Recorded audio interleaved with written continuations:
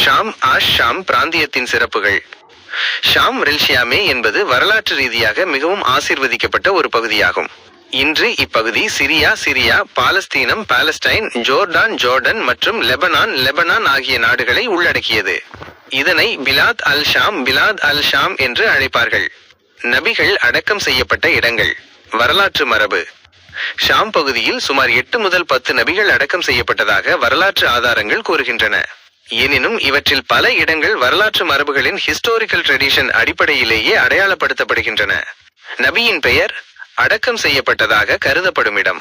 ஆதார நிலை: இப்ராஹிம் அலைஹிஸ்ஸலாம், அல் கலீல், பாலஸ்தீனம்.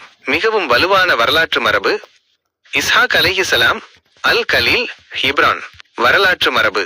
யாக்கூப் அலைஹிஸ்ஸலாம், அல் கலீல், ஹிப்ரான். வரலாற்று மரபு.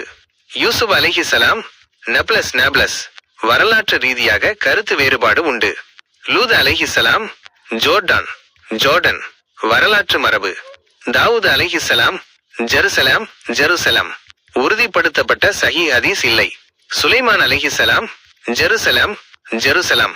சரியான இடம் நிரூபிக்கப்படவில்லை. சக்கரியா அலைஹிஸ்ஸலாம், டமஸ்கஸ் மைனஸ் உமையா மசூதி. வரலாற்று மரபு. யஹ்யா அலைஹிஸ்ஸலாம், டமஸ்கஸ் மைனஸ் உமையா மசூதி. பல வரலாற்றாசிரியர்களின் குறிப்பு. குர்ஆன் மற்றும் ஹதீஸில் ஷாம். குர்ஆனில் ஷாம் என்ற சொல் நேரடியாக வராவிட்டாலும் நாம் ஆசீர்வதித்த நிலம் அல் ஏரை பெரகோனியா ஹெவோலேயே என்று இப்பகுதி 4 முக்கிய இடங்களில் குறிப்பிடப்பட்டுள்ளது. சூரா அல் இஸ்ரா 17 முதல் 1 மஸ்ஜித் அல் அக்ஸாவை சுற்றியுள்ள பகுதி.